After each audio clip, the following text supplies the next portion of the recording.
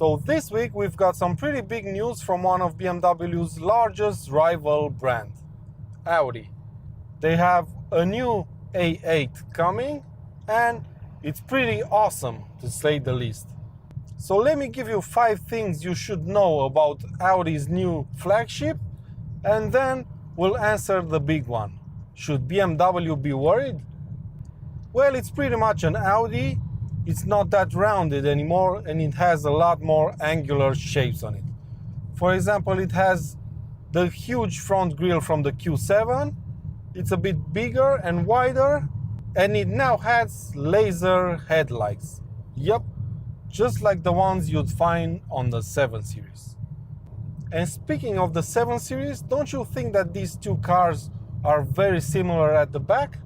I don't know exactly why, but I think that chrome detail that basically connects the two taillights together might be the reason why they look so similar, don't you think? And guys, what about that red color? I think it looks stunning. Can you imagine how that will look like in the real life? Huge props to Audi for having the guts to launch a limousine flagship in a bright red color. How awesome is that? So basically not a revolution design-wise, but a pretty big evolution in my opinion. I know Audi gets a lot of slack lately because of its laziness in the design department, but in my opinion this car just looks better, it looks slicker, and for some reason I think it looks more dynamic than the old one. I think the interior is out of this world, except for the steering wheel. That's crap. Sorry Audi, it just doesn't fit with the whole theme of the interior. But just look how wonderfully minimalistic it is. It's fantastic, no more buttons everywhere, just 2 huge screens and that's it. And I know that's pretty bad in terms of ergonomics because it's gonna take you a while to get used to operating the entire system. But hey, that's something we have to get used to because this seems to be the trend nowadays in cars. And as a matter of fact, if you have a closer look at the pictures, there's only one button on the entire dashboard. And I think that button is just the on-off switch. So there you go. You get more or less the same things in the back as in the front. It's just that the screen is some kind of a tablet phone thingy that you can grab and play around with. So all in all, just what you would expect from an Audi flagship. A pretty awesome interior with quite a lot of Panamera vibes to it, don't you think? Every single engine in the Audi A8 range is now a mild hybrid, and at launch the car will be available with just 2 3-liter V6 engines. A 340 horsepower petrol version and a 286 horsepower diesel one. So what's a mild hybrid, you ask? Well, first, let's just say it's not your typical hybrid setup. It's basically a system that will allow you to coast in electric mode for about 40 seconds at speeds up to 160 kph, which basically means it works when you start up the car and drive away, and when you're using the start-stop function at traffic lights. So yeah, not a big deal, but at least the wife won't be able to hear you when you sneak out at night to go for a run, yeah. That's what I wanted to say. Other engines will follow shortly, of course.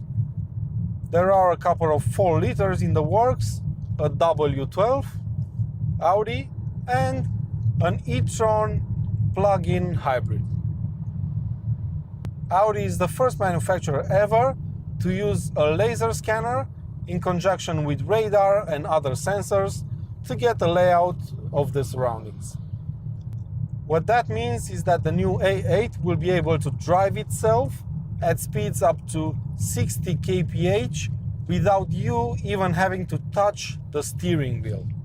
And get this, it can even park itself without you having to be behind the wheel. And the scariest part of all of this is that you can actually use the system with just your smartphone. Other than that, it also has a smart suspension, just like the ones you would find on its rivals, that basically uses radars to scan the road ahead and adjust the dampers accordingly. The only major difference between this and that of its rivals is the fact that each wheel has an electric motor that can raise or lower that part of the car depending on the road ahead. The navigation has self-learning functions. There's now 3D surround system in the back. The front armrest and the rear footrest are both heated, and much more features that we can't really talk about in such a short video. Now, I know you're not expecting this car to be cheap, but have a listen to this. The entry-level V6 model will cost 90,000 euros. 90,000. And just to put that in perspective, an entry-level 7 Series equipped with an inline-6 engine will set you back 87,000 euros, while the Mercedes-Benz S Class 350D will set you back to around 88. So not a big difference between the three cars, but yeah, I think it's worth mentioning that the Audi is the most expensive, and therefore people will have even bigger expectations from this car. So there you go, that's all the information on the new Audi A8. Should BMW be worried? I really think so. It will most definitely not drive as good as the 7 Series does, but if you take that aside, I really think this car is a complete package. As always, my friends, if you enjoyed this video, please give it a thumbs up and subscribe to our channel for more awesome content to come. I'll see you around.